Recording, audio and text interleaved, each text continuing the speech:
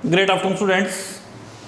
Today we are going to discuss our next problem, which is based on the capacitors. So let's start, beta. Find the effective capacitance between the terminals X and Y of the network as shown in the figure. बेटा ये हमारे पास network दे रखा है. We have to find the capacitance between the points X and Y. हमें जो net capacitance find out करनी है वो किसके बीच में फाइंड आउट करनी है? एक्स एंड वाई के बीच में. तो वैल्यूज हमारे पास दे रखी हैं.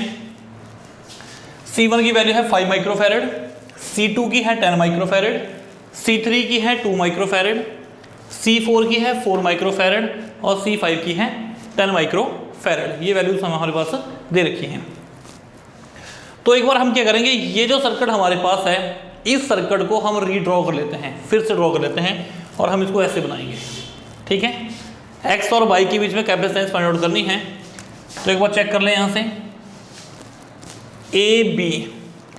ए और बी के बीच में कौन सा कैपेसिटर है? C1.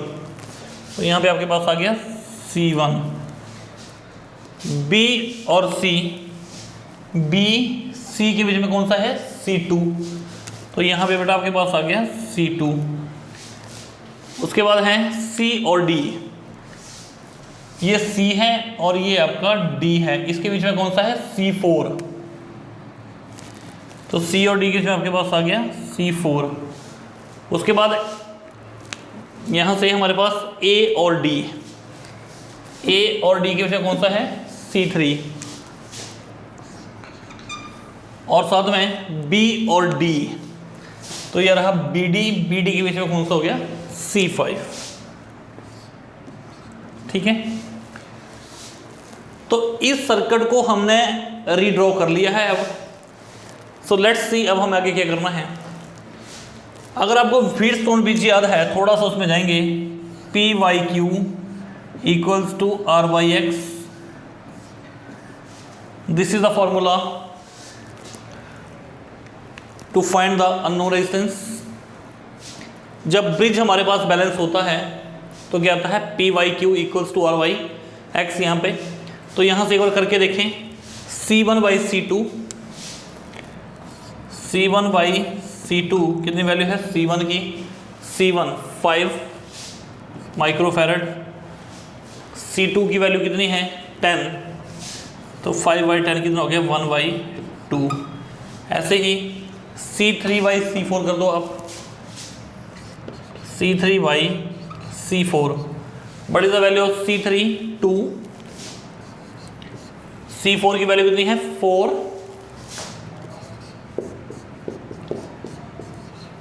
तो इट मींस, क्योंकि जब ये कंडीशन बनती है PYQ इक्वल्स टू RYX तो ब्रिज हमारा कैसा होता है? बैलेंस होता है. तो सेम इसी पैटर्न को फॉलो करते हुए हमारे पास क्या बन रहा है? C1/C2 equals to C3/C4. तो जब ये कंडीशन आ रही है हमारी, इट मींस क्या है कि ये जो ब्रिज है ये क्या है? बैलेंस है. ये ब्रिज हमारा कैसा है? बैलेंस है. तो बैलेंस ब्रिज के केस में क्या है? अगर ये ब्रिज बैलेंस है और अब हम यहाँ पे पोटेंशियल डिफरेंस अप्लाई करते हैं एक्स और वाई के क्रॉस में. अगर एक्स और वाई के क्रॉस में हम कोई पोटेंशियल डिफरेंस अप्लाई कर देते हैं तो it means that no current will flow in the arm BD arm में कोई भी करंट फ्लो नहीं करेगा, चाहे हम पोटेंशियल डिफरेंस अप्लाई करते रहें, क्योंकि ब्रिज कैसा है? आपका बैलेंस है. तो ये जो आरएम BD है ये किसकी तरह बिहेव करेगी? ये ओपन पाथ की तरह बिहेव करेगी. ठीक है कि नहीं? तो मैं यहाँ ये चीज़ लिख देता हूँ यहाँ पे.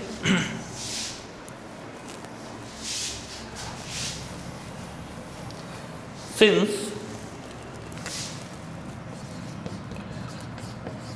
C1/C2 equals to C3/C4, that is bridge is कैसा ब्रिज है? ये balanced. That is bridge is balanced. So whenever we apply the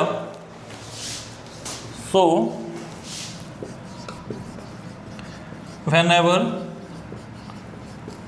we apply the potential difference across X and Y. अगर हम एक्स और वाई के cross में potential difference apply करते हैं, कोई वोल्टेज अप्लाई करते हैं, whenever we apply the potential difference x and y, no current will flow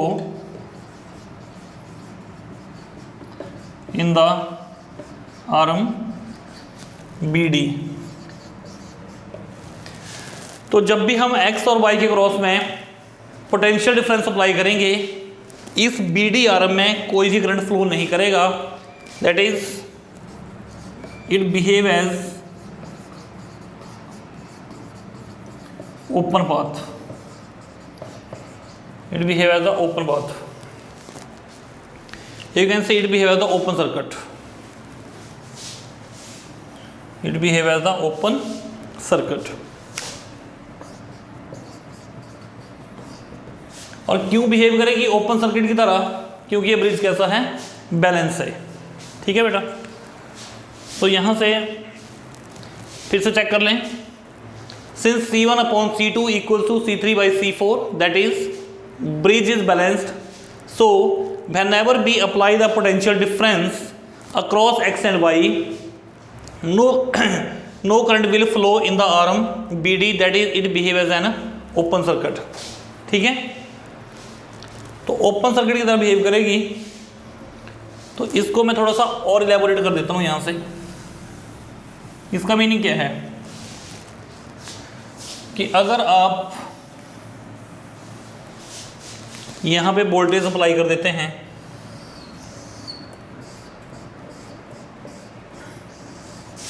अगर आप यहाँ वोल्टेज अप्लाई कर देते हैं तो इस आर्म में कोई भी करंट फ्लो नहीं करेगा। जैसे यहाँ से करंट जाएगा,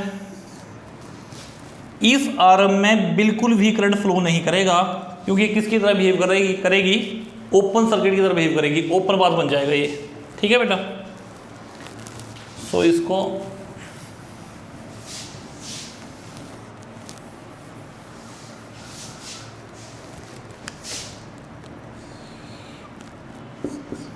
x, दिस इज y। तो इसको जो बीच में से हटा दो अब आप, इसका कोई फायदा नहीं है, ये आपके किसी काम का नहीं है, ये ऐसे बिहेव करेगा। ठीक है,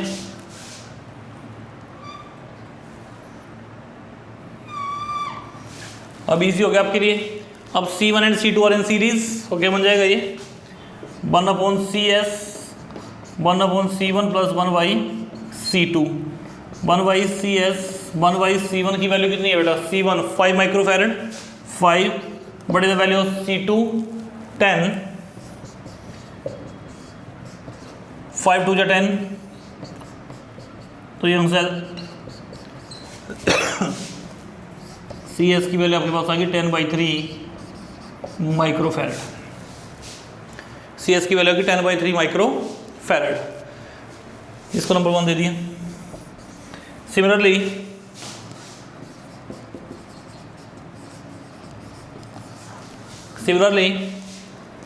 C3 and C4 are also in series. C3 and C4 are also in series. तो क्या बन जाएगा यहाँ से 1/CS dash 1/C3 C4 but the value of C3 की वैल्यू कितनी है 2, but the value of C4 4 LCM आ गया 2 2 जा 4 3/4, तो CS डैश की वैल्यू आपके पास कितनी आ गई 4/3 माइक्रोफैरड। इसका नंबर दिया 2। देखो बेटा C1 और C2 को सॉल्व किया तो क्या आया CS, ऐसे ही C3 और C4 को सॉल्व किया तो क्या आया CS डैश। अब यहाँ इन दोनों को सिंप्लीफाई करके CS, इन दोनों को सिंप्लीफाई करके CS डैश। अब ये दोनों किसमें हैं पैरेलल में, किसमें हैं पैरेलल में, तो लिख दो आप नो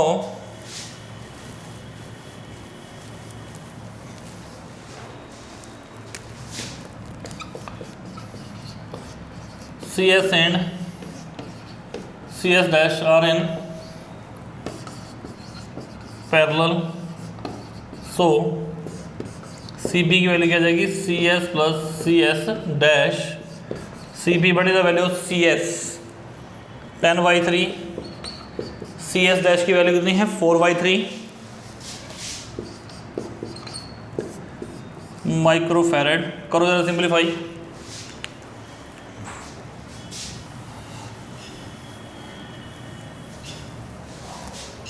तो CP की वैल्यू कितनी आगे बैठे यहाँ से 14/3 माइक्रोफैरेड, CP इक्वल्स टू, कर लो डिवाइड यहाँ से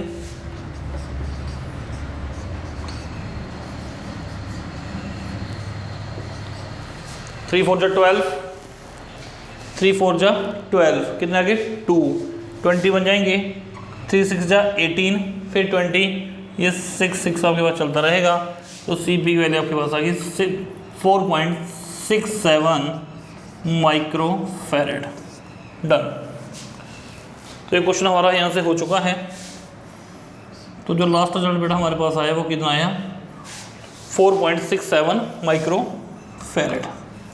clear? Okay students, thank you, have a nice day.